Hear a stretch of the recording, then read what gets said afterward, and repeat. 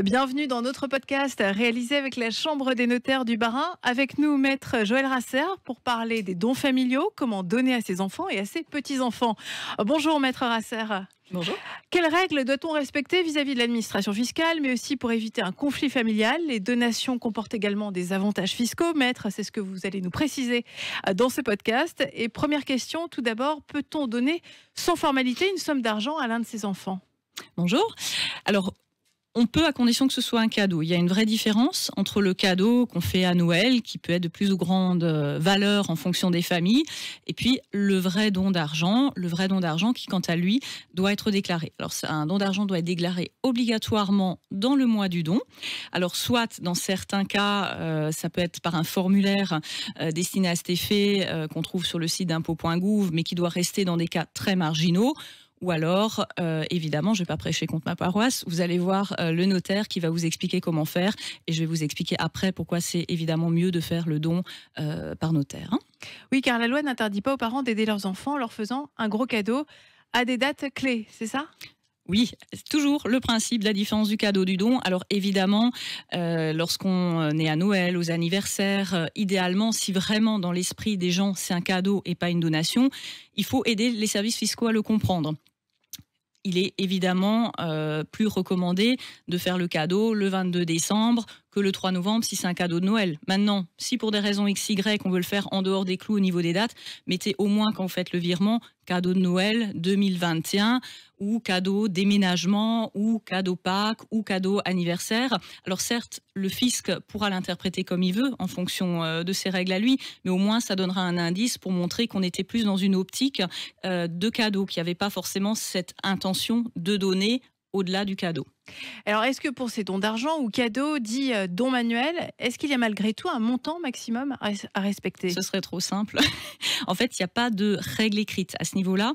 Ça dépend de différents critères. Alors, je sais que c'est une question que tout le monde me pose aussi dans le bureau. Alors, évidemment, au cas par cas, on interroge un peu les gens en fonction de leur patrimoine, de leurs revenus, de leurs habitudes, mais c'est vraiment un cas par cas et il faut être prêt à l'expliquer aux impôts. Si vous disent non, cette somme, c'est pas un cadeau, c'est au-delà, c'est un don, il faut les aider à trouver des argumentaires si vraiment pour les parents c'était un cadeau. Pour quelqu'un, 2 000 € peut être un cadeau, pour quelqu'un d'autre, c'est un don. Pour quelqu'un, même 10 000 €, ça peut être un cadeau. Quand il est millionnaire, 10 000 €, c'est un cadeau. Quelqu'un qui gagne un SMIC, 2 000 €, c'est sûr que la question ne se pose même pas et que c'est un don. Donc c'est vraiment du cas par cas, c'est une question factuelle. Hein, mais oui, on peut aider un petit peu, orienter quand même les gens, mais il faut qu'ils nous expliquent et c'est du cas par cas. Oui, donc ensuite c'est l'administration fiscale qui appréciera. Qui a le dernier mot, ça c'est clair. Au cas par cas. Oui. Voilà. Pour résumer, que doit-on au minimum respecter pour ces dons de main à main qui ne nécessitent pas d'écrit? Alors il y a un formalisme, si c'est vraiment un don, il y a un formalisme. Alors lorsqu'on a qu'un enfant et que la somme est de faible importance, c'est peut-être pas pardon, le mot, mais que le montant n'est pas très élevé, on peut envisager un formulaire qu'on envoie en double exemplaire. C'est le donataire, donc celui qui reçoit, qui le signe, qui l'envoie au service des impôts, dons et dépôts. Par contre, dès lors qu'il y a plusieurs enfants ou que les montants commencent à devenir significatifs, on ne peut que trop vous conseiller, évidemment ce n'est pas obligatoire, on ne peut que le conseiller, mais d'aller voir votre notaire pour qu'il vous explique. Alors déjà, vous avez l'enfant qui peut être marié. Imaginons votre enfant est en communauté universelle. J'ai n'importe quoi, même si c'est un enfant unique, vous venez de vendre une maison familiale, encore une fois, hein, j'invente, par exemple 300 000 €, vous dites, allez, je garde les 2 tiers, mais lui, il en a besoin maintenant, il est en train de construire, je vais lui donner 100 000 €. C'est très généreux. Vous allez le donner, vous dites, c'est pas obligatoire le don par notaire, on va vite remplir le petit formulaire. Sauf que votre enfant, il est marié sous communauté universelle. Vous ne le saviez pas, vous ne vous en souveniez pas, ou vous ne savez pas ce que ça implique. Résultat des courses, l'enfant reçoit ses 100 000 €, il n'y a pas de papier qui est signé par ailleurs. 2 ans après, il y a un malheur et puis votre enfant divorce, les 100 000 €, il y a 50 000 pour l'un et puis 50 000 pour l'autre. Et c'est pas forcément comme ça que vous envisagez les choses. Lorsque c'est fait par un acte notarié, on peut dire que cet argent reste propre et personnel, peu importe le régime de l'enfant actuel ou futur, puisqu'un enfant peut aussi par la suite changer de régime. Et il faut savoir que le fait de mettre l'argent sur un compte dédié, si par exemple on est en communauté universelle, ne suffit pas à rendre l'argent propre. L'intitulé des comptes, finalement, ce n'est qu'une aide, mais ce qui compte, c'est d'où vient l'argent. Et est-ce que c'est un bien commun ou un bien propre? Or, beaucoup de gens croient que parce que, du moins sous prétexte que c'est sur un compte au nom de l'un des époux, du coup, cet argent est à lui. Ce n'est pas vrai. Donc ça, c'est déjà une des choses. La deuxième chose, c'est que si vous êtes plusieurs enfants, on va repartir sur les 100 000. On a des parents hyper généreux, ils donnent 100 000 euros à tout le monde. Vous avez 2 enfants. Il y a un des deux qui dit, bon, moi, avec cet argent, je vais, par exemple, acheter un appartement. Et puis, vous avez l'autre enfant qui dit, non, non, moi, j'ai pas envie d'investir, moi, j'ai envie de m'amuser, je vais tout claquer au casino, c'est mon dada en ce moment. 25 ans après, vous avez les parents qui décèdent. Ah ben, qu'est-ce qui va se passer? Celui qui a investi dans l'appartement, imaginons qu'il l'a encore, l'immobilier a augmenté. Je ne parle pas de travaux qu'il aurait fait. Je veux dire vraiment l'immobilier de par la conjoncture a augmenté et on estime que cet appart vaut aujourd'hui 160 000 euros par exemple. Alors qu'il avait dépensé 100 000 pour l'acheter. L'autre, il a tout claqué au casino. Donc forcément, il n'a plus rien, sauf s'il a eu beaucoup de bol. Donc qu'est-ce qu'on va faire au moment de la succession? Si celui qui a mis l'argent au casino le demande, il peut rapporter la donation dans la succession, non pas pour 100 000, mais pour 160 000. Il peut demander la plus-value, la moitié de la plus-value de son frère. Ce qui est quand même fantastique quand on y pense. Alors qu'ils étaient tous les deux, ils avaient eu la même chose. Donc personne n'avait été lésé dans l'affaire. Non, absolument pas. Mais ils ont employé les choses différemment et on peut demander à voir l'emploi qui a été fait des choses. Et ça, c'est clairement quand même très injuste. Et en faisant un acte de donation-partage devant notaire, vous dites l'un a eu 100 000, l'autre a eu 100 000. On ne regarde plus ce qu'ils ont fait avec les sous. On estime que chacun a eu 100 000. Point barre. Concrètement, comment on procède par exemple pour les dons d'argent assez conséquents, donc à ses enfants ou petits-enfants? Et dans quelle mesure c'est intéressant fiscalement? Alors c'est intéressant fiscalement quand vous faites l'acte. Vous bénéficiez des abattements à la fois généraux, on va en parler tout à l'heure, peu importe ce qu'on donne, que ce soit de l'immobilier, des parts de société, etc. ou de l'argent. Et en plus de ça, vous avez des abattements qui sont dédiés aux dons de sommes d'argent. Alors le classique, c'est 100 000 euros par parent, par enfant. Et en plus de ça, quand c'est de l'argent, on peut rajouter 31 865 euros. Alors évidemment, il y a quelques petites conditions, mais c'est vraiment pas grand-chose à respecter. Il faut que la personne qui donne ait moins de 80 ans. Ça, c'est quand même souvent le cas. Il faut que l'enfant qui reçoive soit majeur. Alors ça, c'est important de préciser parce qu'on peut faire ce don d'argent aux enfants ou aux petits-enfants. Donc parfois, les petits-enfants, on leur dit « Ah, si vous voulez profiter de ce texte, attendez un petit peu, il a que 16 ans, etc. » Donc ça, c'est les 2 critères de base au niveau des conditions. Et après, la troisième chose hyper importante, c'est qu'il faut que le don soit révélé dans le mois. Et à cela s'ajoute le don Sarkozy. 31 865. Alors on l'appelait le don Sarkozy, ça a été pérennisé depuis, mais c'est lui qui l'avait institué et c'est vraiment dédié à ces sommes d'argent avec les critères que je viens de dire. Oui. Donc on peut donner à son fils ou à sa fille un total de 131 864 euros, c'est ça? Absolument. Sans que ce soit taxé. Absolument. Et ça tous les 15 ans. Et donc là, il n'y a pas d'impôt prélevé sur ce montant. Voilà. Vous l'aviez déjà rappelé dans un précédent podcast, Maître Rasser, il est intéressant de donner de son vivant pour éviter d'être taxé. Et donc il y a 2 procédures, la donation et la donation-partage. Vous pouvez nous rappeler les différences? Bien sûr. Alors la donation, on parle de donation simple quand il n'y a qu'un enfant, tout simplement. Après, on peut aussi parler d'un acte de donation pluriel quand on fait une donation mais sans partage. Ça, ce sont des donations qui sont faites dans un but essentiellement fiscal. Vous avez une maison, vous avez 2 enfants. Il n'y a pas forcément un des enfants qui la veut plus que l'autre. Donc à ce moment-là, on transmet. Alors, en général, les parents se gardent l'usufruit, je vous expliquerai tout à l'heure, mais donc ils donnent moitié-moitié en fait. Donc on crée ce qu'on appelle une situation d'indivision. Il y a bien eu le don, mais il n'y a pas eu d'attribution privative. Après, une donation-partage, il y a forcément plusieurs enfants. Après, on peut même faire des donations-partage transgénérationnelles. On peut faire un mix depuis quelques années entre les enfants, les petits-enfants, et ça, c'est pas mal parce que ça permet aussi, en fonction des patrimoines, surtout pour des gens qui ont des gros patrimoines, de tout de suite allotir les enfants. Alors, pour revenir donc la donation-partage, par exemple, vous avez le cas des parents. Ils ont une maison, ils ont un appartement. Ils donnent la maison à l'un, ils donnent l'appartement à l'autre. Il y a eu un don, mais il y a aussi eu un partage, puisque l'un a eu la maison, l'autre a eu l'appart. Après, vous avez quand même le cas le plus classique, c'est monsieur et madame, ils ont une maison. On peut dire que la maison est pour l'un des enfants, et cet enfant paye ce qu'on appelle une soulte à l'autre, une somme d'argent qui représente la moitié du don.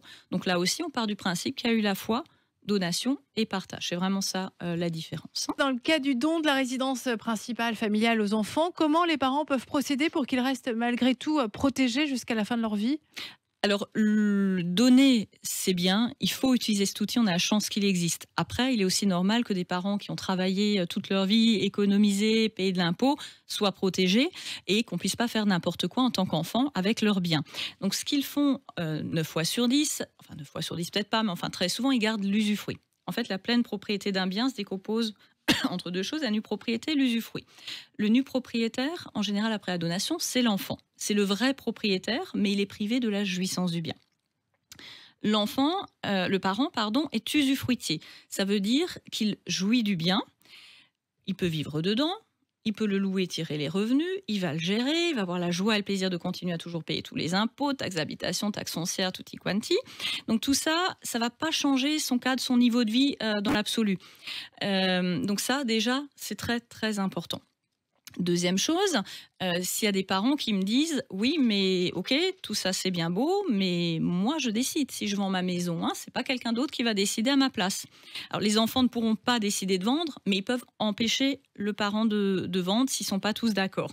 Donc pour pallier à ça, si vraiment cette crainte existe, on peut préalablement mettre les biens dans une SCI. Après, pareil, il faut s'entourer des conseils de votre notaire pour voir s'il n'y a pas de plus-value, s'il n'y a plus de prêt qui génère un impôt, etc. Mais ça peut être une solution.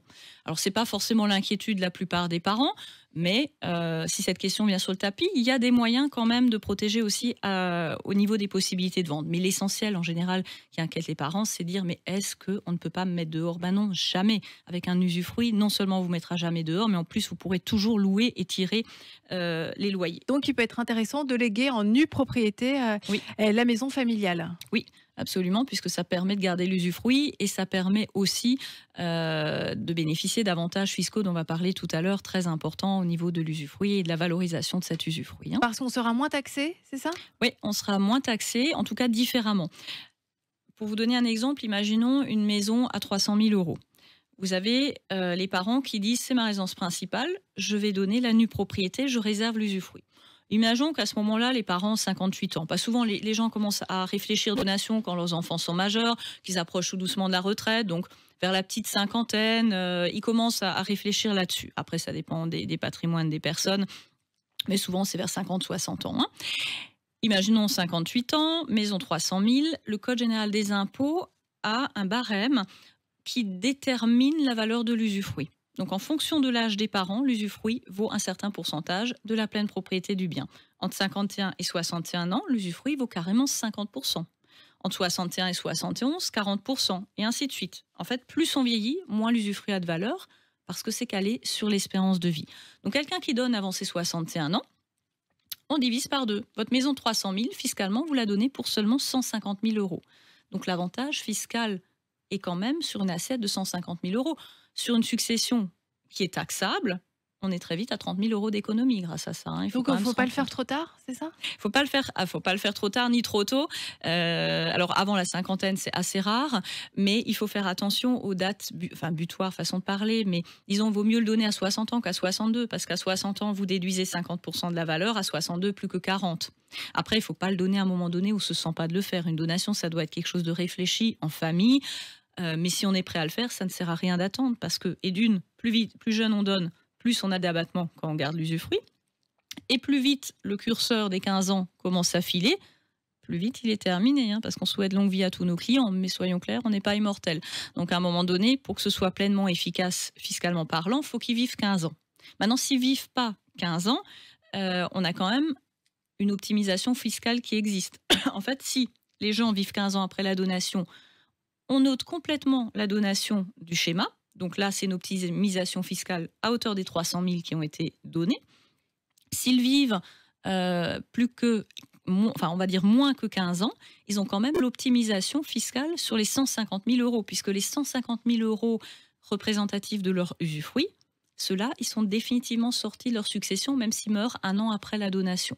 Le seul cas de figure où l'optimisation fiscale ne joue pas, c'est en cas de décès dans les 3 mois de la donation, parce qu'en fait, les services fiscaux estiment que ça apporte de tels avantages, ces actes, qu'il y a un texte qui dit que lorsqu'il y a décès dans les 3 mois, on remet les choses dans l'état antérieur. Est-ce qu'un parent peut annuler une donation? Alors, ça peut arriver. Je l'ai heureusement pas vécu depuis que je travaille.